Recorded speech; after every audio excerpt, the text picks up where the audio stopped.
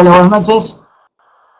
Vamos a dar comienzo a la clase 4 de este módulo de capacitación de GIPER, este ciclo de capacitación de GIPER. Hoy la clase 4, complicaciones, como siempre editada por el gran contextólogo argentino Hugo Legaria. Gracias, Hugo, buenas noches.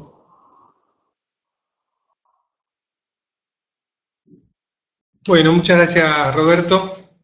Vamos a comenzar con el último módulo, como dijo recién. El primer módulo, recuerdan que hablamos sobre las consideraciones generales del diseño del lente SclearLens de GPR. Después, en el segundo módulo, hablamos respecto del apoyo de la lente, si tiene que ser tórico o esférico, y cuáles eran las consideraciones que hay que tener en cuenta para definir eso. Tercer módulo, geometría revertida, el uso y el criterio de selección de lente.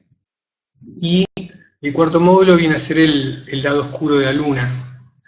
Esas cosas que a veces no queremos que aparezcan, pero que aparecen con mucha frecuencia, entonces es importante conocerlas de antemano para anticiparnos al problema que apenas lo empezamos a detectar y tener una idea de cómo manejarlo, si es que se puede. No todos los problemas que tenemos con las esclerales tienen una solución final. A veces la solución pasa por pasar a otro tipo de lente. Así que una de las cosas que hay que tener en cuenta, fundamentalmente, es una apertura mental y no estar encerrado en el concepto de que la escleral es la lente que mejor le va a resolver a ese paciente y que tengo que dar vueltas con la escleral hasta encontrar una solución. Muchas veces nos encontramos con pacientes que encontramos una solución con otra alternativa distinta a la escleral. Así que eso siempre hay que tenerlo presente.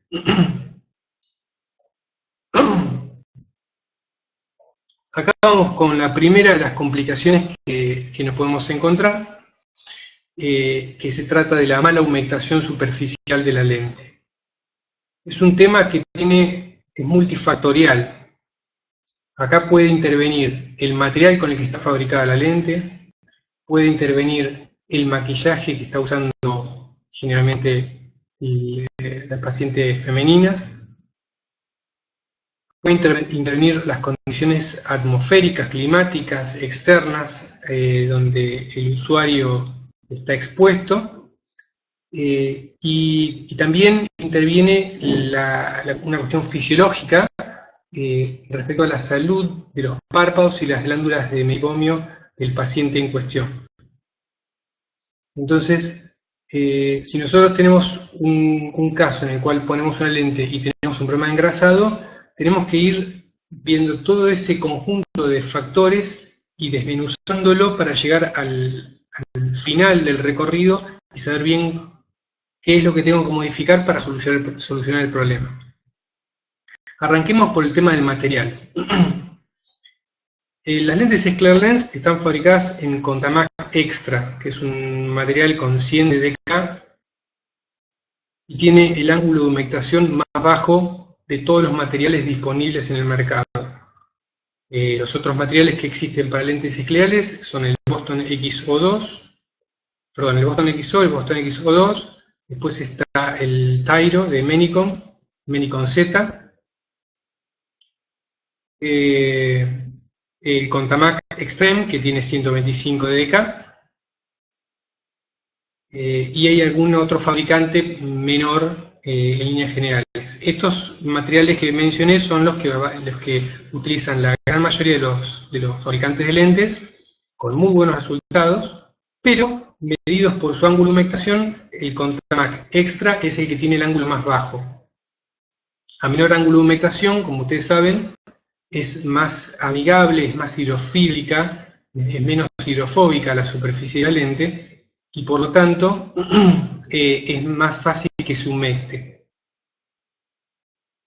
Ahora bien, las lentes el laboratorio las entrega en seco.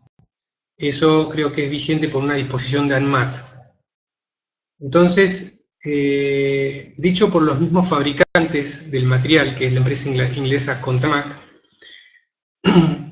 para que el material alcance un ángulo de humectación de 3 grados, que es el que tiene este, se necesita que la lente esté sumergida en solución acondicionadora aproximadamente 72 horas. Recién al cabo de las 72 horas se alcanza ese ángulo de humectación cercano a 3 grados.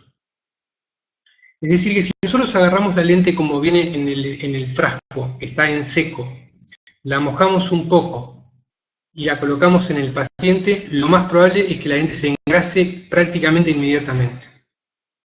Esto es muy importante tenerlo en cuenta, porque nosotros podemos ahí entrar en la suposición de que ese paciente es inviable de usar lentes esclerales porque se le engrasan, o que la lente es de mala calidad, o que la lágrima del paciente es de mala calidad.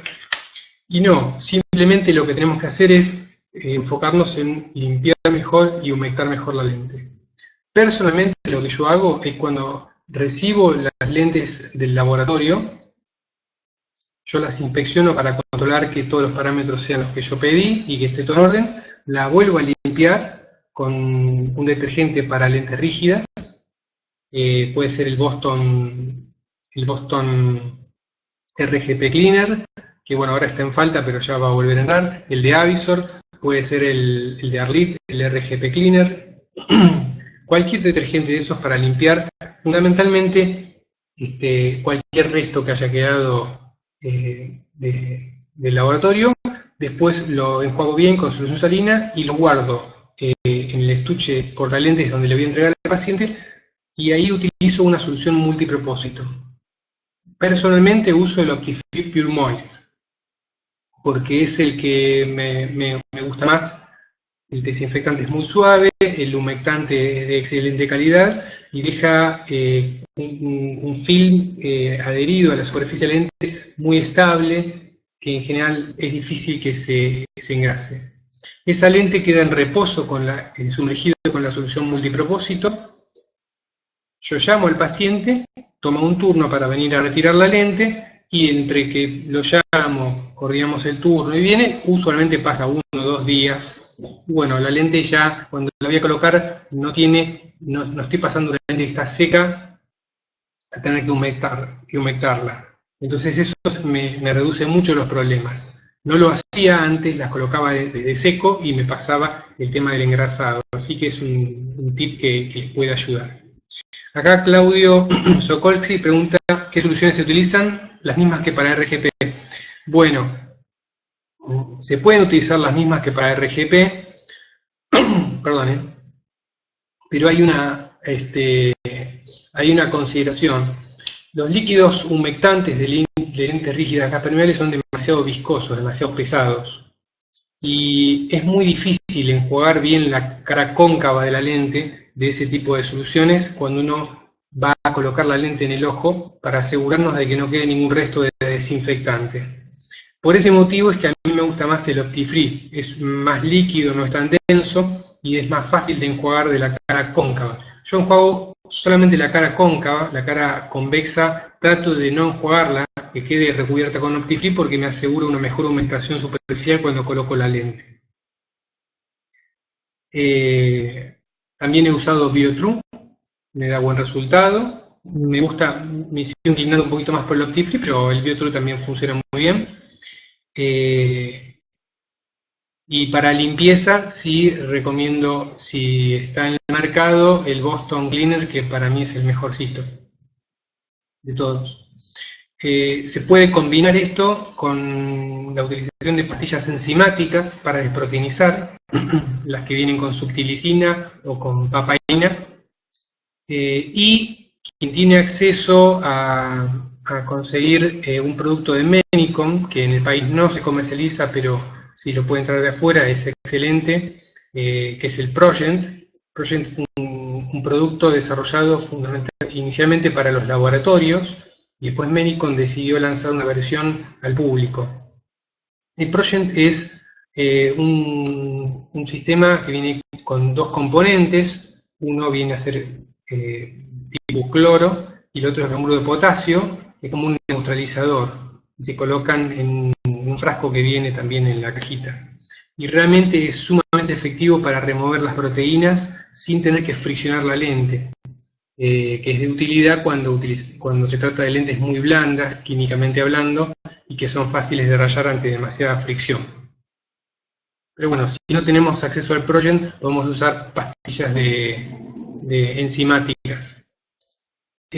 Aquí pregunta Victoria si el peróxido se utiliza. Sí, se puede utilizar el peróxido sin ningún problema.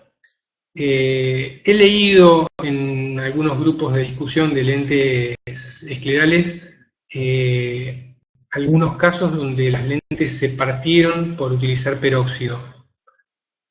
Yo he utilizado mucho peróxido y no me ha pasado, así que no puedo dar fe de eso. Lo he leído de colegas que lo han comentado, pero a mí personalmente nunca me ocurrió. El problema que tiene el peróxido es que el peróxido que se consigue en Argentina no viene con humectante. En Estados Unidos ya existe peróxido con Hydrochloride, se llama, que es un humectante que deja la superficie de lente humectada. Entonces, aquí el peróxido que utilizamos más bien la deja hidrofóbica y después hay que volver a frotarla bastante con un acondicionador para que no se engrase con facilidad. Pero si estamos ante un paciente con extrema sensibilidad o alergia, es bueno contemplar la posibilidad de pasarlo a un sistema de peróxido para evitar que quede cualquier tipo de resto de desinfectante dando vueltas. Marcela Soria, ¿cómo te va, Marcela? Pregunta si he usado peróxido en lentes con tratamiento de plasma. Yo no he usado el peróxido en lentes de tratamiento de plasma porque no uso lentes con plasma. Así que en ese aspecto no te puedo dar mi opinión personal. He leído que lo utilizan sin inconvenientes, pero yo personalmente no trabajo con lentes con plasma. Volviendo al tema de la humectación, la lente Sclerlens está fabricada con el Contamax Extra sin plasma. Eso nos permite utilizar detergentes abrasivos como es el Boston Cleaner, que no podríamos utilizarlos en lentes que tienen plasma, porque con la fricción podemos levantar la capa de plasma. Entonces limpiamos bien la lente. Las instrucciones al paciente son que limpie la lente cuando se la quita con el Boston Cleaner o con algún otro líquido de rígidas, lo enjuaga con solución fisiológica y lo guarda en el estuche con Optifiltrum Pure Moist. Y a la mañana siguiente lo quita, lo sacude un poco, lo enjuaga con solución fisiológica, lo rellena con solución fisiológica y se lo coloca en el ojo. Otro de los problemas que nos pueden generar este engrasado es, en el caso de las mujeres fundamentalmente, el maquillaje. Cuando usan maquillaje de base oleosa, que termina entrando algo por el párpado dentro del ojo y suele engrasar bastante la lente, así que ahí hay que andar haciendo malabares y pidiéndole delicadamente a la señorita que cambie de marca o que utilice algún otro producto, ir probando hasta que encontramos la combinación que nos genere estos problemas. Me ha pasado que me dejen las pestañas, la marca de las pestañas en la lente. También es importante que cuando se higienizan las manos, hay personas que tienen cutis muy graso y tienen las manos grasosas porque se tocan la cara y demás, y después cuando van a manipular la lente le terminan depositando restos de grasitud en la superficie y eso también contribuye a que se engrase. Bueno, es importante que antes de manipular las lentes el paciente se higienice con jabón neutro para remover todos los restos de grasitud de la cara, de la piel que tenga, y recién ahí puede manipular las lentes. Aún dicho todo esto, hay otro problema que nos puede ocurrir, que está muy en boga en este momento, que se da a raíz de la especie de epidemia de problemas de sequedad ocular que hay en el mundo, debido a los cambios culturales que ahora pasamos mucho tiempo con las pantallas, fijamos la vista, parpadeamos menos, que es un problema de la disfunción de las glándulas de meibomio, y es más común de lo que nosotros creemos. Entonces es muy importante hacer un buen examen biomicroscópico todos los accesos oculares, los párpados, los agujeritos de donde salen las terminales de las glándulas, porque ahí podemos también observar algunos indicios que nos permitan anticiparnos a un problema que vamos a tener después con las lentes. Si nosotros nos encontramos con un párpado, con el borde del párpado engrosado, y vemos estos puntitos como grasosos en donde está cada orificio de las glándulas lagrimales, sabemos que estamos con un paciente que tiene una alteración de la lágrima. La capa lipídica generalmente está muy afectada y suele salir poca lágrima y mucho más densa, mucho más grasosa. Si nosotros presionamos el párpado como una pinza, en general terminamos sacando como si fuera una grasita desde esos orificios. Y toda esa grasita es la que va a parar a la lente y la engrasa. Entonces, si tenemos un paciente con estas características, tenemos que tratar de manejarlo antes de adaptarle la lente e indicarle o referirlo hacia un oftalmólogo que se dedique a tratar este tipo de problemas para que inicie un tratamiento y mejore toda la condición ocular antes de la adaptación. De lo contrario, vamos a tener muchos dolores de cabeza con lentes engrasadas, el paciente quejándose que se lleva la lente, en la media hora que se la colocó se le engrasó toda y ya no ve nada. Así que es un tema muy muy importante, analizar bien los párpados, tanto el párpado superior como el inferior, para anticiparnos a este problema.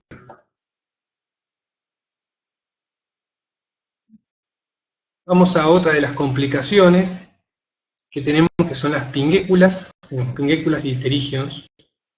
Son todo tipo de obstrucciones, obstáculos que nos vamos a encontrar en la superficie donde la lente escleral va a aterrizar.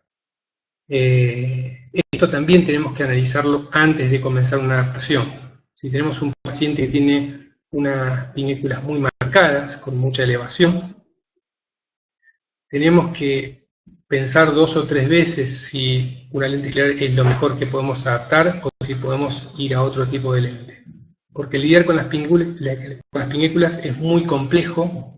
Generalmente dejamos la zona aledaña a la pinguécula un poco enrojecida. Eso al paciente a veces no le gusta, porque le afecta la cuestión estética, ¿no? Por ahí no le trae problemas, no dolores oculares, pero sí le afecta cómo se le ven los ojos. Es común si el paciente viene usando una lente rígida gas permeable corneal y no tiene interacción con la zona de la pinguécula y el ojo lo tiene blanco, lo pasamos a un escleral, posiblemente nos diga que el confort está mejor, no le molesta el viento, que gana en varios escalones de su calidad de vida. Sin embargo, nos va a manifestar que se ve el ojo un poco más colorado que como lo tenía con la lente rígida. Por eso es importante que si vemos una pinguécula tenemos que tener una charla con el paciente antes de la adaptación, explicarle lo que puede ocurrir, fundamentalmente para poner las cosas en claro antes de tiempo. ¿Cómo lidiamos con una pinguécula? Hay varias formas. Una es hacer una muesca o un notch, como se le dice en inglés, que es consiste en recortar la lente en la zona que va a estar sobre la pinguécula para que tratemos de evitar comprimir ese tejido. Yo antes hacía bastante muescas y cada vez que pasa el tiempo hago menos, porque me ha pasado que la zona donde yo le hago la muesca termina generando una compresión similar al hecho de que no tuviera la muesca. Y por otro lado, también eso evita que el peso se reparta en una superficie más amplia y se concentra en los bordes de la pinguécula. Así que últimamente no soy muy amigo de las muescas, soy más amigo de hacer una elevación sectorizada de la lente en esa zona, o manejarlo con borde tórico. Las pinguéculas, sí, prácticamente siempre se ubican en el eje horizontal, hora 3 u hora 9, que suele ser el eje más plano de la esclera. Si tenemos una pinguécula, vamos a contemplar que el radio de curvatura que tiene la esclera sobre la pinguécula es más plano aún. En esos casos, nosotros podemos pedir un borde de la lente tórico Podemos pedir plano 3, plano 2, plano 3 en el eje horizontal y borde estándar o borde cerrado 1 el de vertical. Con eso vamos a generar una diferencia de alturas sagitales entre el eje horizontal y el vertical de alrededor de 300 micras aproximadamente. Con 300 micras suele ser suficiente para una pinécula moderada para no generar demasiada presión y reducir el nivel de enrojecimiento. Si la pinécula es muy marcada, muy elevada, bueno, por ahí tenemos que charlar con el paciente de otra opción de lente, o hacer una elevación sectorizada, que se puede hacer, pero es medio artesanal, tienen que enviarla a GPERM, ellos hablan conmigo y se hace sobre la zona que es necesario, se hace la elevación.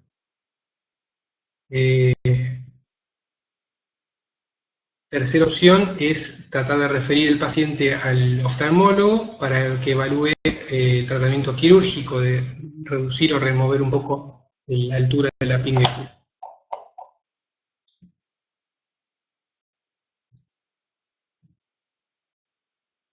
Bueno, con el pterigion nos pasa algo parecido que con la pinécula, con la diferencia que hay pterigion y pterigion.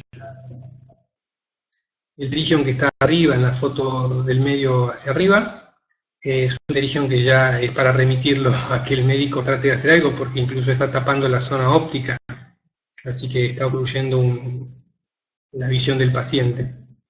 Ahí directamente tenemos que remitirlo para que evalúen una cirugía y lo remuevan. Y el pterigion que está abajo, a la derecha, bueno, no afecta a la zona de la pupila, pero sí afecta significativamente la banda de apoyo escleral. Yo si tengo un paciente que me viene con ese pterigion, trataría de hacerle una lente rígida de gas permeable muy chiquita, o con piggyback eventualmente, pero trataría de escaparle a un escleral, porque va a ponerse colorada esa zona, el paciente va a tener siempre el ojo un poco colorado ahí. Obviamente que si la con es extremadamente irregular y con una protrusión muy marcada, bueno, tendremos que ir a un escleral. Y ahí hay que hablar mucho con el médico para que evalúe la posibilidad de reducir un poquito el pterigion y eso nos permita una mejor adaptación.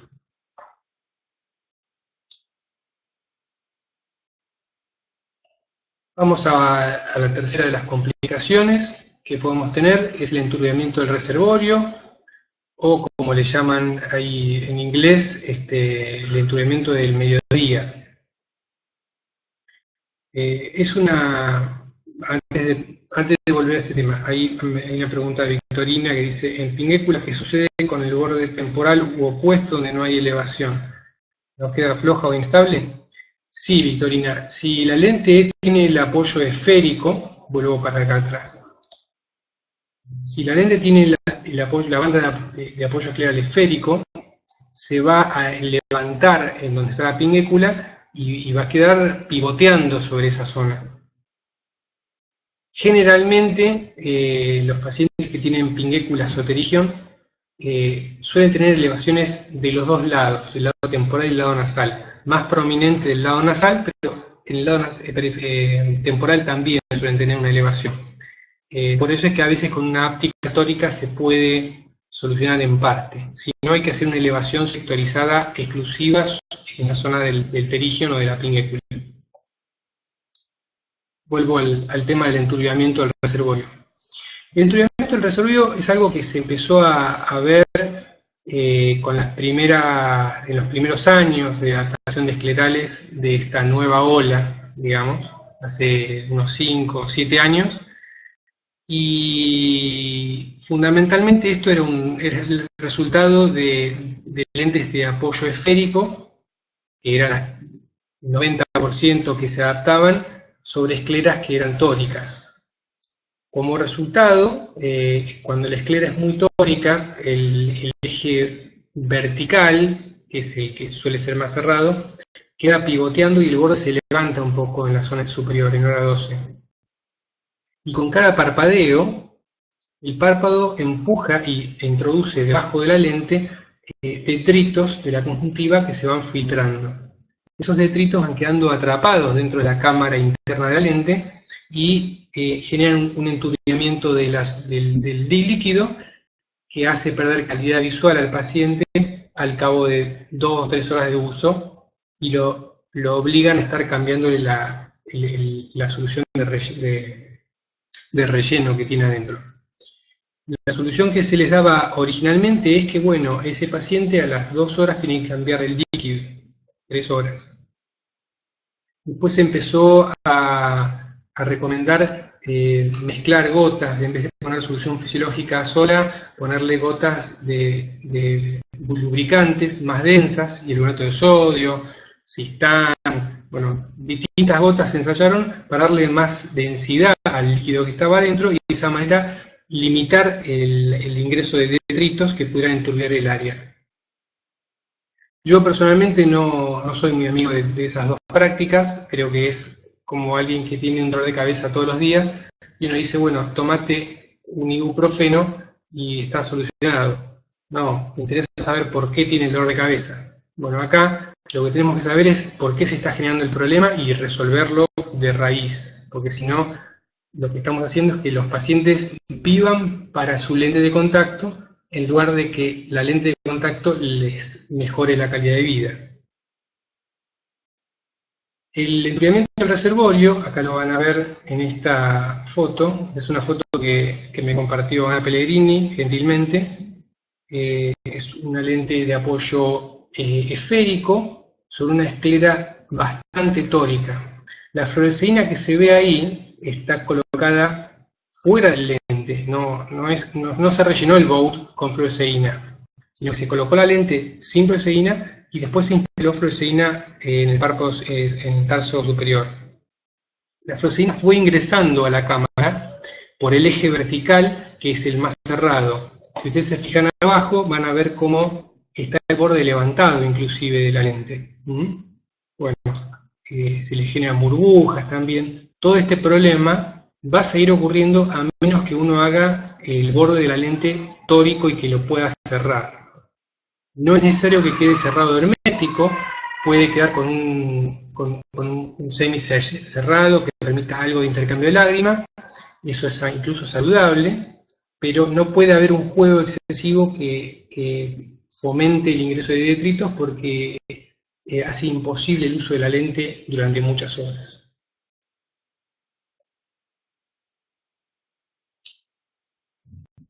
Otro motivo que puede generar el enturbiamiento es cuando dejamos un clearance extremadamente grande. Estamos hablando de un clearance de 600 micras aproximadamente. Esa separación hace que la lente tenga un poco de movimiento, ese movimiento de vaivén actúa como una bomba que succiona líquidos de afuera y ahí se van metiendo detritos y se van acumulando.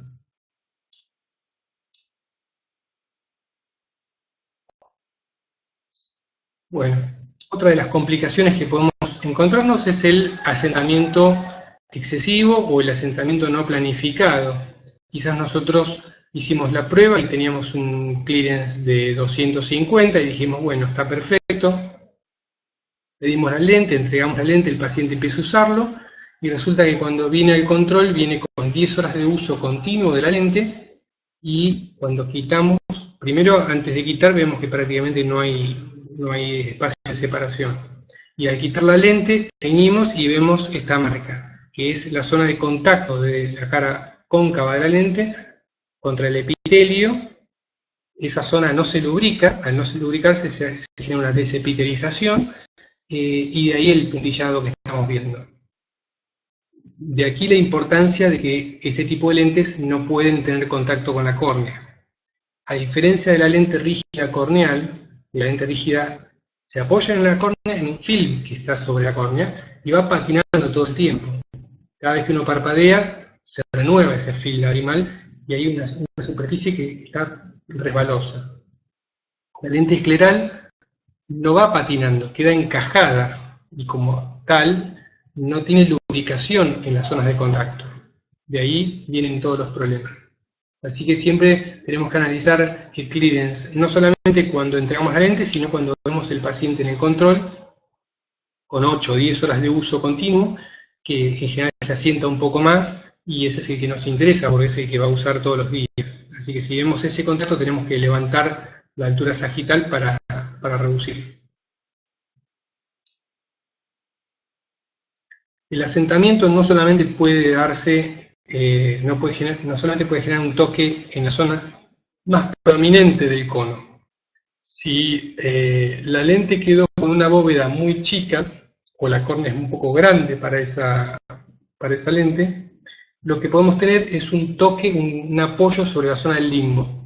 Y ese apoyo nos va a generar unas bullas epiteliales que se ven como un círculo marcando el cambio de curvatura de la lente a la zona del limbo. Este es un factor que nos indica que la bóveda es chica y que tenemos que agrandarla para levantar un poquito más la zona del limbo y no tocarla. Ocurre lo mismo que en el centro. Si se tocan, empiezan estos problemas y el paciente empieza con inconfort, ojo rojo y quiere suspender esto.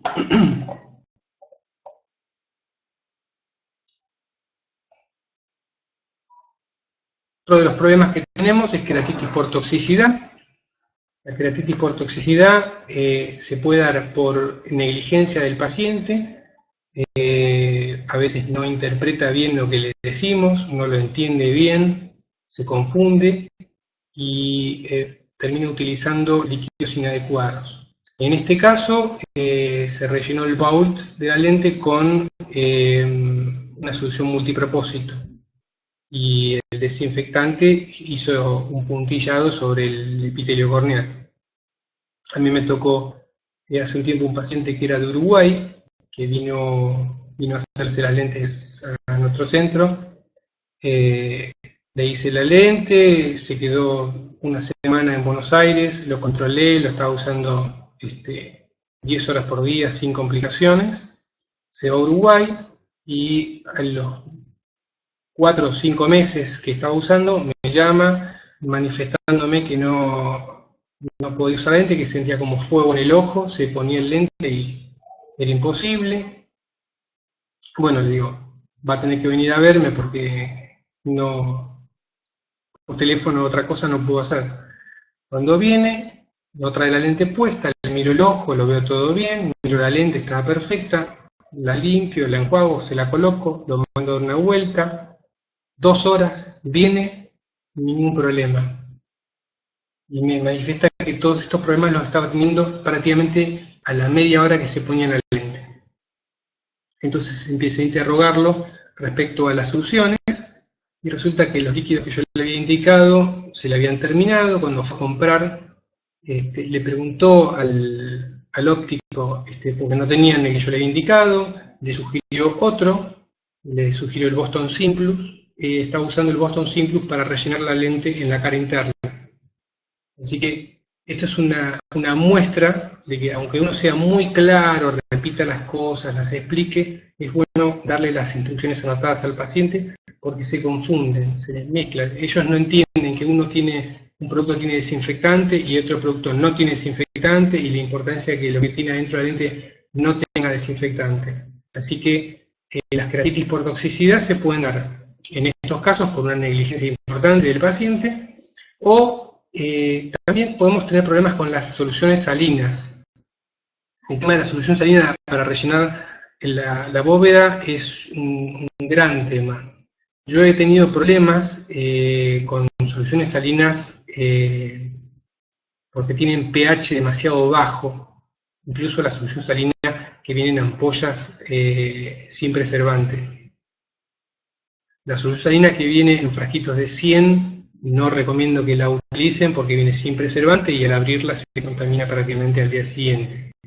Es decir, que están poniendo un líquido contaminado en el bowl y es un caldo de cultivo a la temperatura corporal de 36 grados permanentemente. Ahí se generan bacterias, es conjuntivitis asegurada. La solución salina que viene en ampollas individuales, hay variaciones de pH según los lotes de cada fabricante.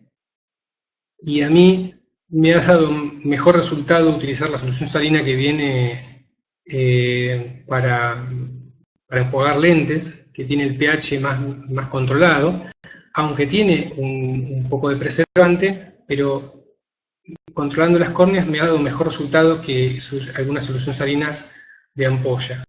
Dentro de las de ampolla, las que puedo recomendar es la Brown, que tiene el pH bastante estable en 7.2, que vienen en ampollitas de 5 mililitros para rellenar la lente. Y también hay pacientes que tienen más sensibilidad con una marca y funcionan mejor con otra, así que ahí tampoco hay que ser muy estricto, hay que ir cambiando según las necesidades del paciente y cómo interactúa ese ojo con cada solución salina. Claudio acá pregunta, ¿la solución de 500 mililitros que se vende normalmente en todas las ópticas sirve? Yo estoy usando la solución de Arlit, sí, tenía la de 240 y también la de 500. Marcela, Valmax. Yo estuve usando mucho tiempo Valmax, pero también tuve enrojecimiento en algunos casos. Y cambié a la solución de 500 y anduve mejor. No tengo un pHímetro para medir cada lote de las soluciones que vienen, pero sería bueno. Mónica dice, la solución salina de Santa Lucía de 500 tiene preservante. No, todas las soluciones que tienen más de 100 tienen preservante. Porque por resolución de ANMAT no pueden fabricarse soluciones de más de 100 mililitros sin preservantes. Así que aunque no lo digan en el frasco, algún mínimo compuesto de preservante tienen.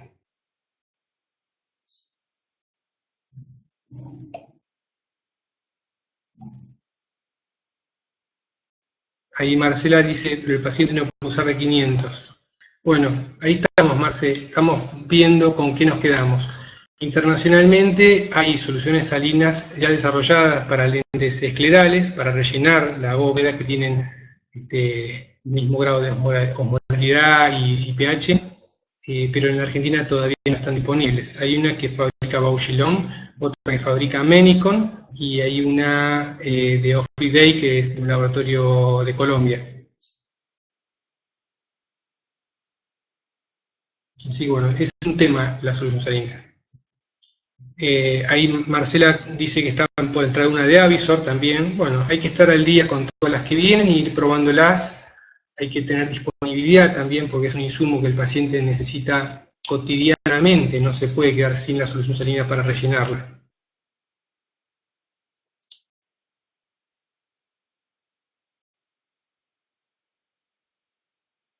Bueno, otro tema, hipoxia. Aunque estamos acostumbrados a que las lentes esclerales están fabricadas en materiales de un DK de 100, ese DK de 100 no es efectivo en el ojo, sino que el oxígeno tiene que atravesar el espesor de la lente, que suele ser un espesor bastante más significativo que una lente rígida corneal, tiene que atravesar el espesor de la cámara líquida, y después de eso llega a la córnea. Como resultado, dependiendo de la graduación que tenga la lente, la geometría de la córnea, las asimetrías que pueda tener, el DK real que está quedando efectivo puede ser de 25, 30 aproximadamente. Y si tenemos uno de esos pacientes que tienen ectasias muy severas y usan la lente desde que se levantan hasta que se van a dormir, podemos encontrarnos con este cuadro en un control donde hay un grado significativo de neovascularización producto de la falta de oxígeno. Acá lo que podemos analizar es la posibilidad de generar una asimetría en el apoyo de la lente para favorecer el intercambio de lágrima y mejorar la oxigenación. Esto es un riesgo, porque si generamos esa asimetría, nos exponemos a que nos pase lo que mencionaba antes del enturbiamiento de la cámara. Pero si yo tengo un paciente que está teniendo este grado de vascularización. Yo prefiero modificar la lente y que se tenga que sacar la lente cada 2 o cada 3 horas para cambiarle el líquido, y no que se la deje puesta todo el día y en 2 años tenga la córnea prácticamente opaca por la cantidad de venas que le han crecido adentro. Y si es una ectasia no tan significativa, podemos pasar a una lente rígida corneal. Bueno, hay que considerarlo también, porque lo que tenemos que tener presente es el cuidado del ojo en el muy largo plazo. No podemos olvidarnos de largo plazo privilegiando el confort momentáneo actual. Por lo menos es algo que tenemos que hablarlo muy en serio con el paciente para que tome conciencia del riesgo que estoy implicando y tener nosotros nuestra responsabilidad como profesionales y estar en contacto con el médico tratante para solucionar el problema. También hay algunos tratamientos que se pueden hacer para reducir un poco las vascularizaciones. Bueno, y la última de las complicaciones que quería mencionar es una que afecta la calidad visual que tiene el paciente con la lente escleral. Es muy común que tengamos pacientes que vienen usando lentes rígidas corneales y cuando los pasamos a una lente escleral nos manifiestan que la agudeza visual que obtienen no es la misma que tenían con la lente rígida. Y uno dice, pero ¿y cómo puede ser? Si las dos son rígidas, bueno, por ahí el paciente está muy conforme con el confort, ya no le molestan las basuritas del viento, no le entra tierra, puede mirar para arriba, para los costados, cosa que antes no podía hacer, pero dice, yo antes veía mejor con la lente rígida. Bueno, casi siempre esa diferencia visual se explica por la flexión que tiene el material de la lente escleral. Esa flexión se origina en que estamos hablando de lentes de 15, 16, 17, 18 milímetros de diámetro, que están confeccionadas en un material de hiper-DK, es decir, que son más blandas químicamente hablando que una lente de bajo DK, y por lo tanto son más flexibles. Cuando están colocados en el ojo, están sometidos a la presión del párpado superior, del párpado inferior, que los aplasta en un sentido. La esclera, a su vez, no es esférica, entonces la superficie donde se tiene que apoyar la lente no es pareja en los 360 grados, y la presión de los párpados tiende a flexionarla un poco. La lente trata de copiar, de reproducir la geometría de la esclera, y en ese proceso de copiado termina arqueándose. Cuando se arquea, lo que vamos a encontrar es esto. Esta es una topografía realizada sobre una lente escleral colocada en un ojo. Está claro el astigmatismo que se puede ver. Ese astigmatismo nos estaba generando un astigmatismo residual de una dioptría, y la solución en este caso pasó por hacer una lente con borde tórico, para que la lente se acomode mejor a la geometría de la esclera y de esa manera no se flexione. A veces se soluciona con borde tórico, a veces hay que combinar borde tórico y hacer un espesor incrementado. Depende mucho de la tensión del párpado del paciente y del nivel de asimetría que tenga la esclera. Pero es muy útil hacer una topografía sobre la lente colocada, más allá de tomar la queratometría encima de la lente. Ya cuando hacemos una queratometría, si vemos un cilindro de 0,50, 0,75, bueno, ya sabemos que está siendo flexionada la lente. Pero si hacemos la topografía, tenemos un pantallazo más preciso de la homogeneidad, de la regularidad de la flexión. Porque esa flexión no necesariamente va a ser regular, y por lo tanto nos puede inducir a aberraciones irregulares que tampoco vamos a poder corregir con un cristal encima. Entonces llegamos a la conclusión de que le pusimos una lente escleral y después el residual no lo podemos mejorar demasiado con un cristal, con un anteojo complementario. Entonces tenemos que hacer la topografía y ver cómo se está deformando la lente. Y la idea, el objetivo que tenemos que apuntar es que la lente que adaptamos, una vez que está adaptada, nosotros hacemos una topografía corneal y nos dé prácticamente una superficie esférica sin deformaciones. Ahí es donde el paciente va a encontrar su mejor calidad visual. estoy hablando no solamente de líneas de visión, sino sensibilidad al contraste, reducción de sombras, de aberraciones, de fantasmas, ¿sí? Todo ese tipo de problemas, mejorando el apoyo en la esclera, se mejora significativamente. Y esto es muy, muy importante cuando la lente tiene baja potencia. Si es una lente que tiene -1, -2, -3, es muy, muy importante. Si estamos hablando de un paciente que tiene -15 en la lente, bueno, la zona óptica no creo que se deforme mucho, porque ya tiene cierto espesor. Pero en lentes delgaditas, el tema de la flexión es extremadamente importante y realmente hay diferencias significativas en la calidad de visión que se obtiene.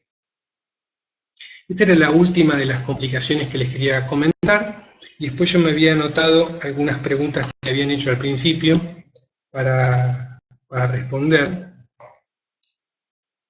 ¿Si esta es la última? Sí, esta es la última. Voy a ir respondiendo las preguntas que me hicieron. Victorina había preguntado ¿qué limpieza profunda se efectúa a las lentes esclerales? Bueno, la limpieza profunda que puede hacer el paciente es una vez cada 15 días o una vez al mes, una limpieza con pastillas enzimáticas para remover las proteínas con más facilidad. Si nos trae la lente a nosotros y nosotros tenemos la posibilidad de conseguir el Menicon Progent, que no, reitero, no es un líquido que se comercialice en Argentina. Si lo tenemos es porque lo trajimos de afuera de alguna forma. Podemos hacer una limpieza con Progent cuando nos traen la lente a nosotros, una vez cada 2 meses, cada 3 meses. Es un líquido sumamente efectivo. La verdad que yo he visto lentes muy, muy opacas, sepiadas de proteínas, y uno las deja ahí y salen como nuevas, muy transparentes. Victorina preguntaba también si se pueden usar lubricantes o se usan lubricantes. Se pueden usar lubricantes y de hecho vienen muy bien porque en esos pacientes que tienen problemas de glándulas de meigomio, sequedad ocular, el film lagrimal en la cara frontal de la lente tiende a romperse muy rápido o a generarse un empañado. Aunque la lente no se engrase, cuando pasan muchas horas de uso, el paciente parpadea bien y a los pocos segundos ya la calidad visual disminuye. Entonces, si se coloca una gota lubricante, puede mejorar eso. ¿Qué gota lubricante? A gusto de cada uno. Yo utilizo mucho Artelac Rebalance porque tiene hialuronato de sodio y me da buen resultado, pero cada uno tiene sus preferencias después. Victorina pregunta cómo se escribe me imagino que es el Progent. Ahí lo escribo aquí abajo.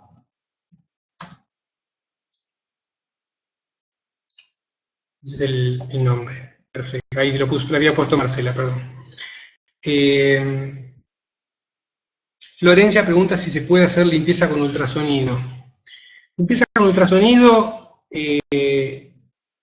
la verdad que no te voy a responder lo que supongo, porque no lo he hecho. Las lentes esclerales son rígidas, son bastante sólidas, pero el ultrasonido me da un poco de miedo por las vibraciones que genera, que pueda llegar a generar algún tipo de rajadura o rotura. Yo no la pondría en ultrasonido, por lo menos no en esos ultrasonidos donde puede haber contacto de vibración directa entre la chapa de abajo y la celda que sostiene la lente. Por ahí si la lente queda sumergida y no tiene contacto con la chapa de abajo de la batea, no sería problemático. Pero si tiene contacto con el fondo y la vibración es muy importante, ahí no me animaría a colocarla. Además la puede llegar a rayar la lente y la chapa. Andrea pregunta si estamos adaptando esclerales en casos de maculopatía.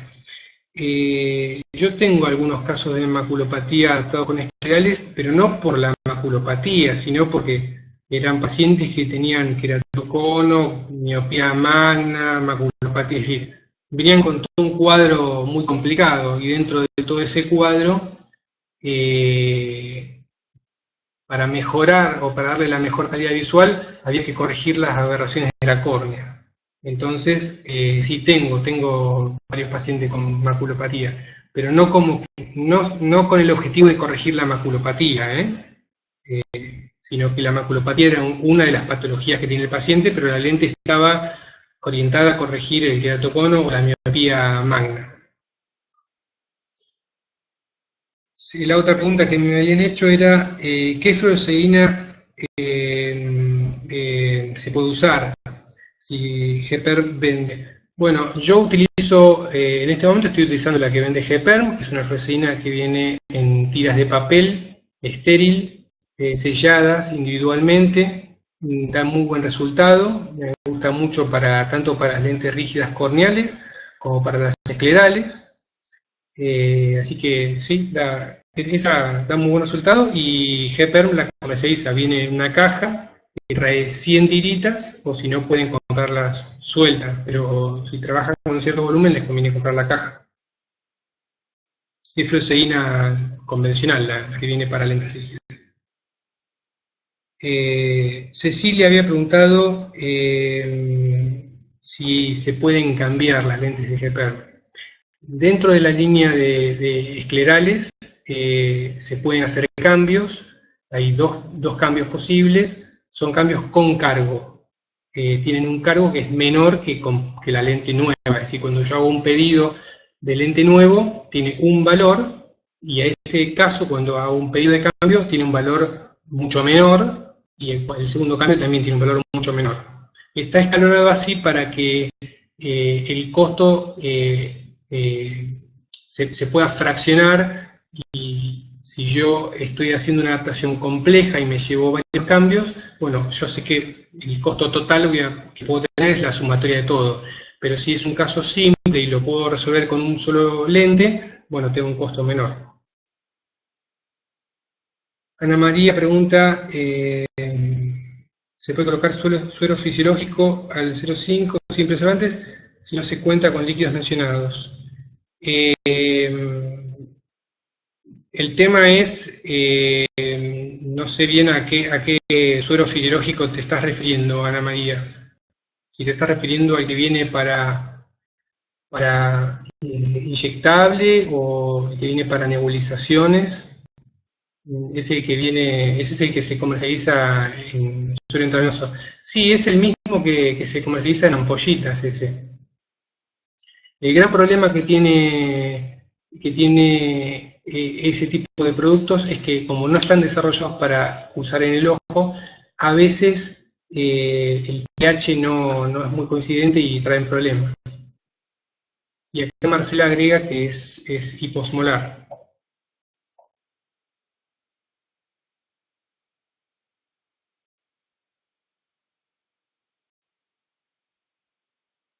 Y también pregunta por el tema de la hipoxia, si la solución es cambio de borde. Bueno, no tenemos muchas opciones para solucionar. Si tenemos una lente escleral adaptada óptimamente y el paciente empieza a tener crecimiento de vasos sobre la córnea, no tenemos muchas herramientas para solucionarlo, excepto modificar el borde para tratar de que la lente quede un poquito más floja y que entre algún tipo de intercambio de lágrima. Si eso no nos da resultado, tenemos que buscar una alternativa en otro tipo de lente, porque podemos hacer una prueba con una lente con DK de 125, con Contamac Extreme, pero no hay gran diferencia en la transmisión de oxígeno. No creo que solucione el problema de fondo.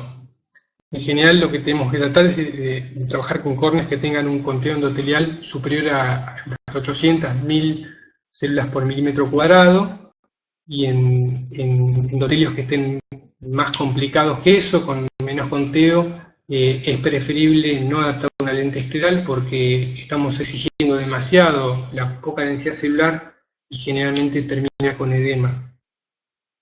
Así que lo más importante es el conteo endotelial para eso. Andrea había preguntado mi opinión sobre el plasma.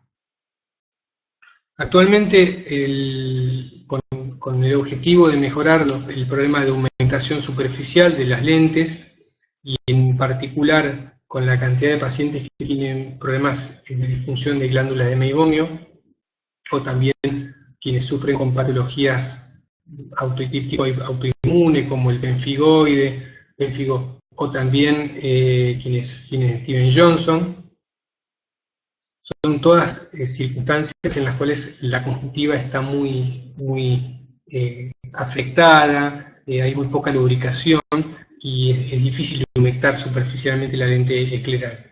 A raíz de eso, en este momento hay dos tipos de tratamiento disponibles para las lentes esclerales. Uno son los tratamientos de plasma y el otro tratamiento es uno que se llama Hidrapeg, que es un tratamiento distinto al plasma, y lo hace una empresa que se llama Tangible Contacts.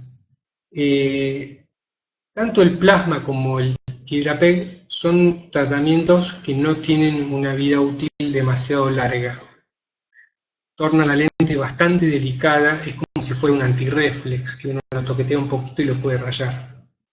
Y el gran problema que yo le veo a ese tipo de tratamientos es la sostenibilidad en el tiempo del uso. Estamos hablando de lentes que son costosas porque porque el desarrollo de la lente es costoso, y el costo de la adaptación es insignificativo, porque nosotros tenemos mucho tiempo de atención al paciente, muchos controles, tenemos que hacer cambios, por lo tanto todo eso tiene un costo que tenemos que trasladárselo al paciente, y esos costos es difícil después justificarlos para reemplazar la lente una vez a los 8 meses o al año.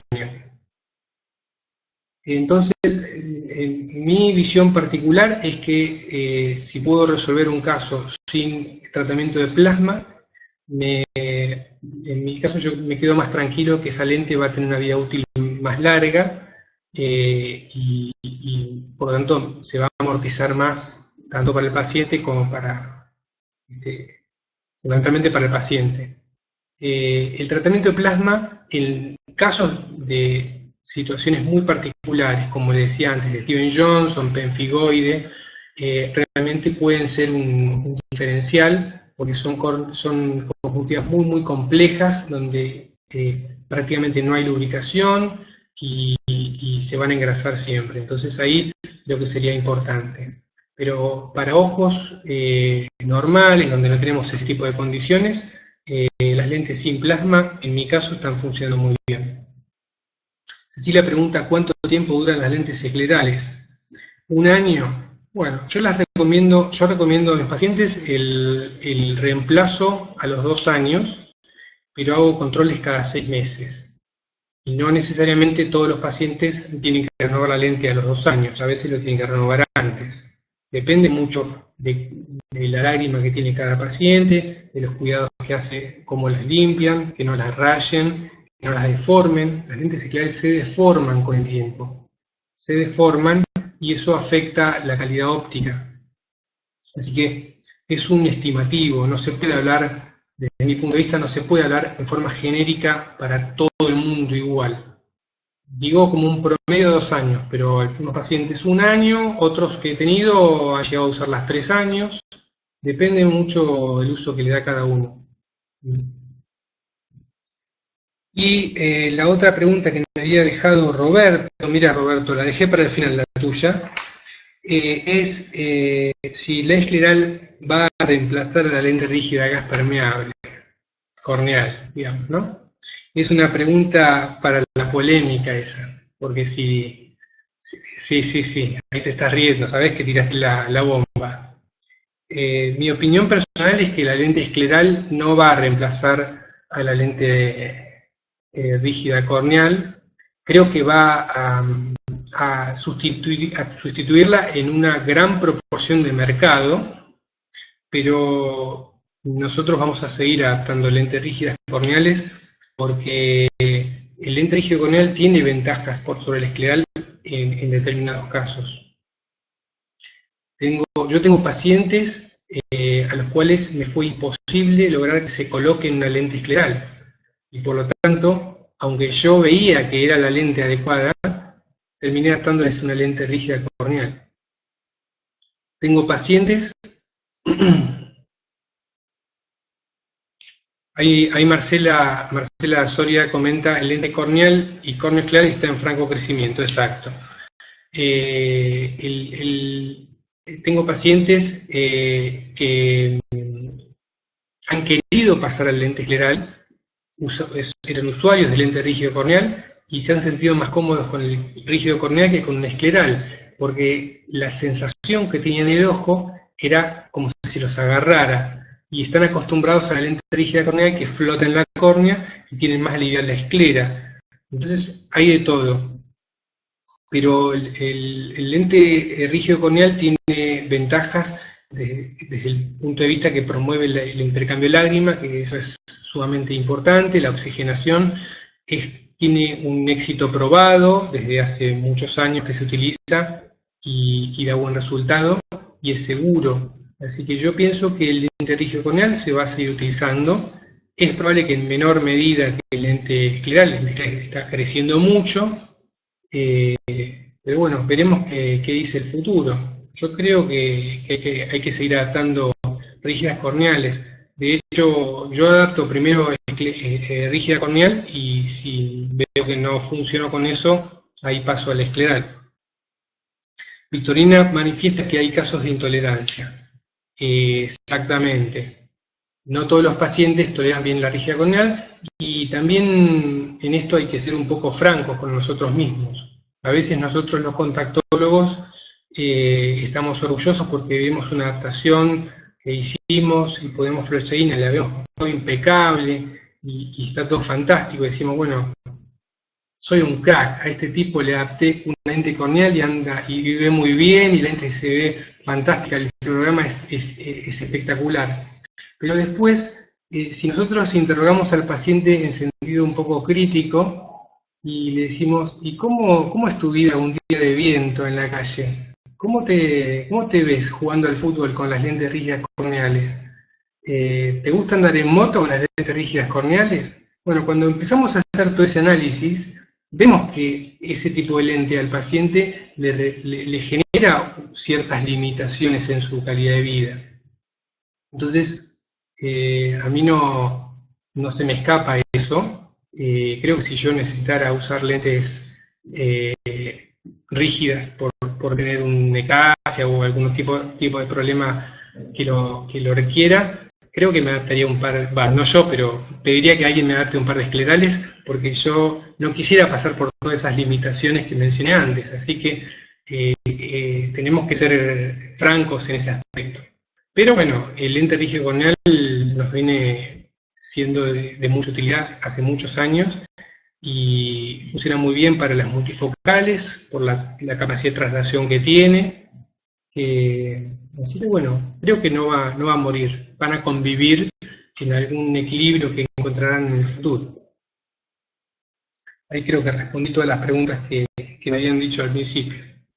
No sé si alguien tiene alguna pregunta más.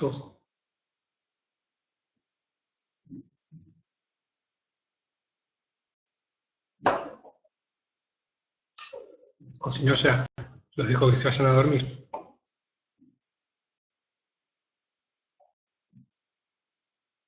¿Se la puede usar más de 16 horas? Bueno, qué pregunta. El tema de la cantidad de horas de uso con las lentes esclerales es difícil de responder de manera tajante, porque no es lo mismo un paciente que tiene un trasplante de córnea que un paciente que tiene una córnea sana. No es lo mismo alguien que cuando se quita la lente se pone un anteojo y más o menos ve, que un paciente que se quita la lente y no puede ver ni a 1 metro. Entonces, no se puede dar respuestas genéricas que abarquen a todo el universo de pacientes. Creo que esto tiene que ser muy personalizado y uno tiene que entender que el lente de contacto en estos casos no es un dispositivo estético solamente, sino que es una herramienta para mejorar la calidad de vida del paciente.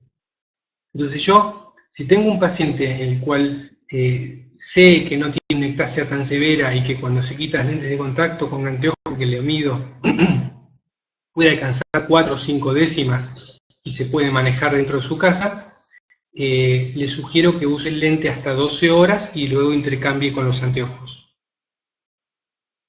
Pero si tengo un paciente que tiene una ectasia extremadamente severa y que con los anteojos no ve ni a medio metro, yo no puedo pedirle que use el lente 12 horas y después ¿qué hace? Se sienta a acostar, se acuesta, cuando se saca las lentes se acuesta y se pone a dormir porque no puede, queda prácticamente no vidente, incluso dentro de su casa. Entonces, ahí es donde uno tiene que ser un poquito más flexible y, bueno, recomendarle que se quite la lente en ciertos periodos en su casa, que deje que se oxigene el ojo, reemplace el líquido, para tratar de que el lente le cumpla la mayor cantidad de horas que él la necesite mientras está despierto. Creo que esa sería la respuesta. Es como buscar la mejor combinación de acuerdo a las características que tiene cada paciente y a la severidad de la patología que sufre. Y no tenemos que olvidarnos que con una lente rígida corneal sí podemos usarla 16 horas porque hay oxigenación permanente, una mayor tasa de oxigenación. Entonces, en estos casos, también uno debe decidir si va para un lado o va para otro, teniendo en cuenta el ritmo de uso de horas de uso que le va a dar ese paciente.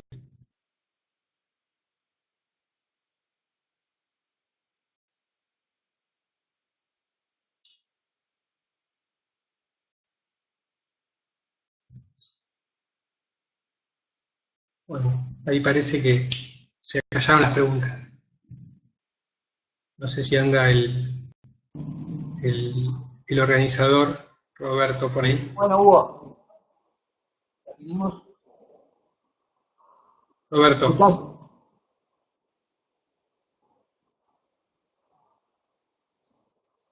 ¿Me escuchás?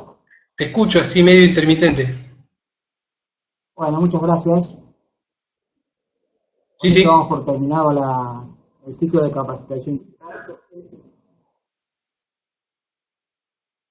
Bueno, saludos a todos, que tengan una buena noche y nos veremos, nos vemos el fin de semana en Córdoba, sí, Marce, allá estaremos.